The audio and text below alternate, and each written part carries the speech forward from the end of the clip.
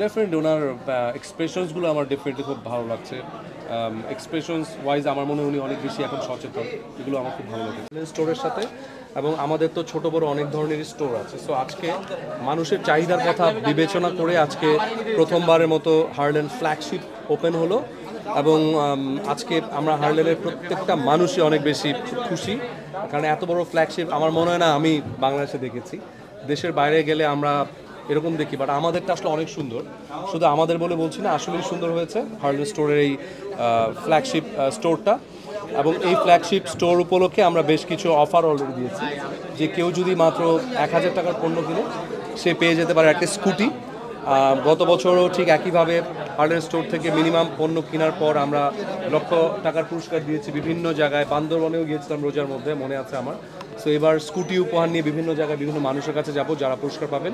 এছাড়া লক্ষ লক্ষ পুরস্কার তো থাকছেই, এছাড়া গিফট ভাউচার থাকছে, সো আরও অনেক কিছু থাকছে। যেহেতু ঈদ হচ্ছে আমাদের সবচেয়ে বড় একটা উৎসব আমাদের মুসলমানদের জন্য, সো আমরা সেই কথা চিন্তা করে আমরা সবার জন্য স্পেশাল এই অফারটা দিয়েছি। আচ্ছা, ঈদে হার্লেন এই অফারগুলো দিচ্ছে, ঈদে আপনি কি অফার দিচ্ছেন, আপনার কি কি কাজ আসছে, দর্শক কি পায়?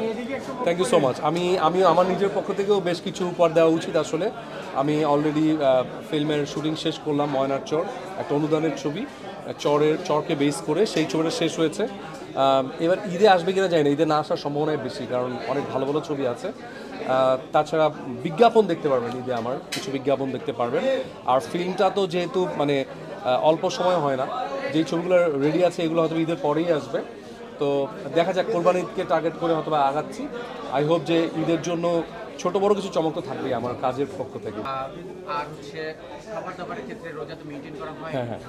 মানে এই ডায়েট চার্ট আপনি ফলো করেন আসলে, রোজার ডায়েট চার্টটা আসলে কেমন থাকে? খেজুর থাকে, খেজুর মাস্ট, খেজুরটা খাই।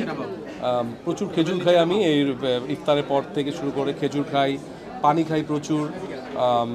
ভাজা পোড়া পছন্দ অনেক, কিন্তু একটু মানে এড়িয়ে চলার চেষ্টা করি, বাট খাই, তারপরেও খাই। মুড়ি মাখানো থেকে শুরু করে সব কিছুই খাই আসলে। টিজার দুর্দান্ত, মানে শাকিব ভাই মানেই তো দুর্দান্ত এখন আসলে। উনি নিজেকে প্রতিনিয়ত ছাড়িয়ে যাচ্ছেন। হোপফুলি আরেকটা দুর্দান্ত কাজ দেখবো ইনশাআল্লাহ।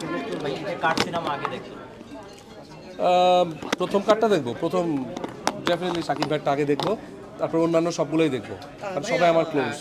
বরবাদের কথা আপনি বললেন, খুব ভালো লেগেছে, কিন্তু বরবাদের টিজার অনেকে বলছেন এটা কপির একটা অপবাদ দিচ্ছেন অনেকেই দর্শকদের মধ্যে, আপনার বক্তব্যটা কি?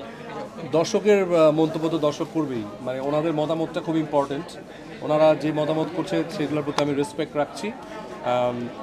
আসলে ট্রেলার দেখেই তো পুরো ছবি বোঝা যায় না, অনেক ট্রেলার আছে যে মনে হয় যে একই রকম হয়ে গেছে। সো আই হোপ যে ছবিটা আগে দেখি, তারপর বুঝতে পারবো, মানে আমি আমার মতামতটা দিতে পারবো যে কপি নাকি কপি না।